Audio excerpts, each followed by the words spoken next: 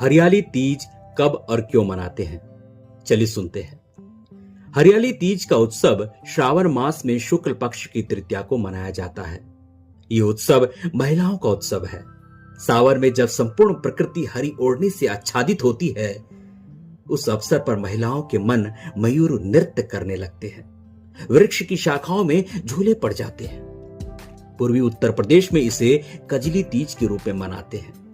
सुहागन स्त्रियों के लिए यह व्रत बहुत महत्व रखता है। आस्था, उमंग, सौंदर्य और प्रेम का ये उत्सव शिव पार्वती के पुनर्मिलन के उपलक्ष्य में मनाया जाता है। चारों ओर हरियाली होने के कारण इसे हरियाली तीज कहते हैं। इस अवसर पर महिलाएं झूला झूलती है, लोकगीत गाती है और आनंद मनाती है।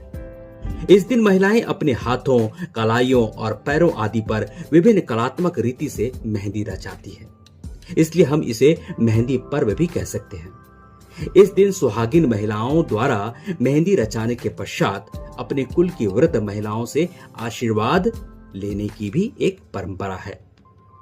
चलिए इसके पीछे पौराणिक महत्व को जानते हैं।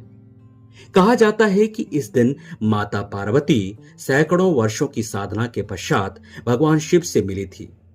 यह भी कहा जाता है कि माता पार्वती ने भगवान शिव को पति रूप में पाने के लिए 107 बार जन्म लिया, फिर भी माता को पति के रूप में शिव प्राप्त न हो सके।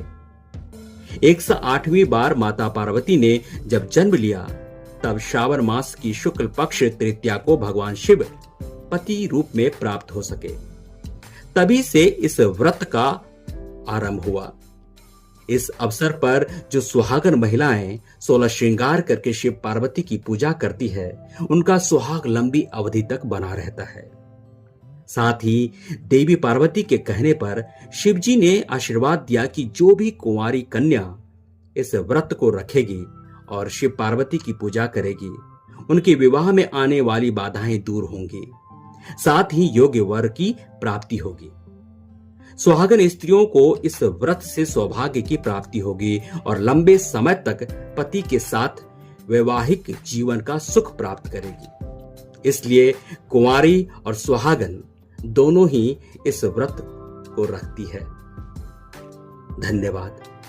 अगर ये कहानी आपको पसंद आए तो प्लीज सब्सक्राइब कीजिए।